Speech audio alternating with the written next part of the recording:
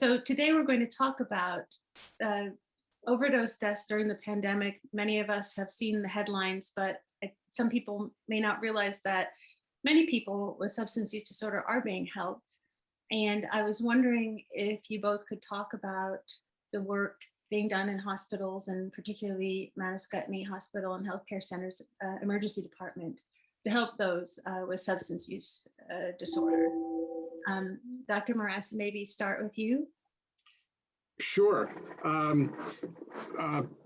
Catalyzed by Jill's energy and the work that she did, we have now a lot of our regional hospitals offer patients with opioid addiction medically assisted treatment. The VA, White River Junction VA, us, Dartmouth Hitchcock Medical Center, and Springfield Hospital, at least, are the ones that are involved with this. We've also extended through the Turning Point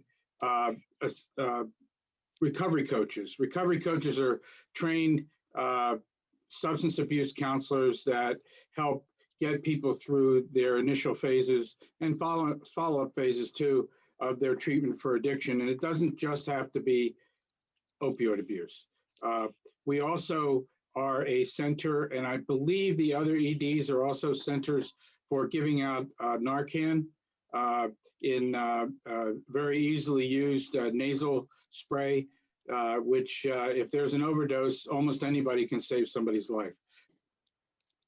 We had a summit two years ago in 2018 to bring together people across the county from different disciplines to identify, people from EMS, police, legislatures, providers, people from counseling, mental health, and specialty providers in addiction medicine to identify, what the issues were and what the best opportunities were for us to band together to make a difference in our county. And it was a very powerful opportunity, which really changed the county. We were able to, implement, because of the connection and network that's been built, new programs. The foremost is what Dr. Marassa spoke about with the introduction of rapid access to medication through the EDs. And it's not just that piece, which is an important and critical piece. It's the connection that Dr. Marassa has built with specialty providers in the area, notably Connecticut Valley Addiction Recovery, because it doesn't just stop at the ED. He's been able, and this is unusual for EDs, he's been able to outreach and have a connection with his colleagues so that people are linked to not only the medication, but to therapy, counseling, and supportive services in care management and care coordination. Mm-hmm. Right. And can you talk about the treatment, the medication assisted treatment? Now, this is different from the naloxone that people are given, to reverse overdose. They come into the emergency department, they get the medication assisted treatment. What is that and how does that work? And then going forward when they leave the department? That's a great question. And I'll do it as succinctly as I can, because it's pretty much an hour or two medical lecture. Right. But what the Suboxone does is it partially, not fully, attaches to the same parts of the brain that the narcotics and opioids do. Mm-hmm. So what you have to do is actually wait till some of it wears off and that they're in slight withdrawal. Because if you give this drug while somebody is perfectly high, it displaces the drugs that are making them high and puts them into withdrawal. So they have to be in a state where they kind of need something to stabilize them, because they're used to having this medication. And their body, their mind, their soul, everything, their whole physiology is used to having this drug that they've been taking over time. When it's gone, they start to have withdrawal symptoms. Mm-hmm. What Suboxone does is it actually attaches to those areas of the brain that the drugs of addiction were attaching to, the opioids, and it makes the body feel as if the person's getting the opioids, but it doesn't make them high. I see. Yep. So, and there is a theory, and the longer I study and the longer I see, I truly believe it, that the drugs, I don't disagree that the drugs change the brain. The drugs do change the brain. Some people's brains are changed so much that if they don't have this medication that helps replace what they were on, they have very little chance of recovery. Mm-hmm. The good thing about it is this drug does not make them high. It does not prevent them from doing the work that they did before or learning new things or functioning perfectly normal in society. There's a stigma that says, oh, you're replacing one drug with another. You could say that methadone does that, but methadone also really doesn't make them high. It just prevents patients from going into withdrawal, which is not only really uncomfortable for a drug addict, but if there was a way to induce those symptoms in somebody that never had a drug problem, it would probably be one of the most horrible experiences they've ever had. So that's what these drugs do. So these drugs help people feel okay, and they can continue them after they go to the emergency department. They are also connected with mental health therapy to help them with that aspect, and with a recovery community. So there's really a lot of support, it sounds like. Yes, because there's a lot more to prolonged recovery and abstinence than just a pill. Another thing, what were you going to say, Jill? Well, I think that what we're doing is we're building compassionate systems of support when people are ready in a timely way. And one of the other pieces that Dr. Marassa has and the emergency department has made a connection with the recovery coaches, so that, you know, when someone comes in and if they want to talk to a recovery coach, they'll come in right then when they're in the emergency department. And they will contact them afterwards and follow up, and they will offer support.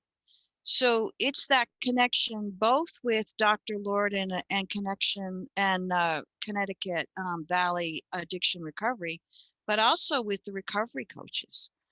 So it's a multi-pronged approach to wrap around the person and provide them the best chance of support and success. Right, and recovery coaches often have first experience themselves in recovery, so they really understand. They are very non-judgmental. And the other thing I wanted to ask you both, you're both in the medical profession. People, I think, sometimes hesitate to get help because they are afraid of being judged.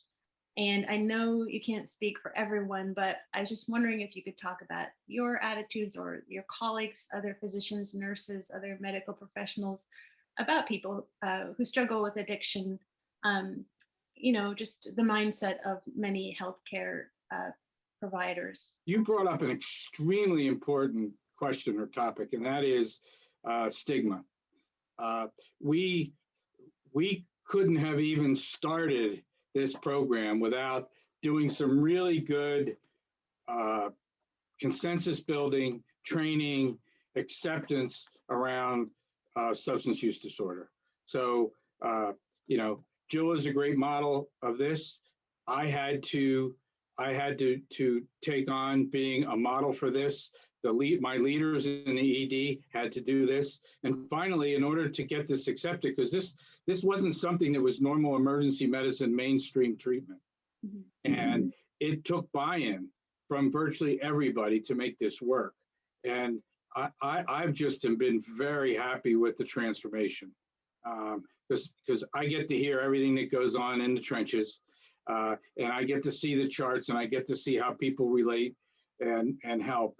But yes, you are right. If we had stigma and we didn't treat people with compassion and treat them as if they were human beings, as a person with substance abuse disorder, as opposed to an addict, a derelict, a junkie, something like that, then this just wouldn't work at all.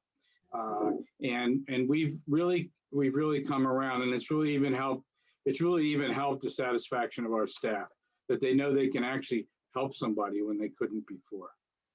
Can I just say that it's substance use disorder is not doesn't care if you're young or old or rich or poor. It is, anyone is susceptible to it. And we can't fool ourselves to think that anybody is better than anybody else.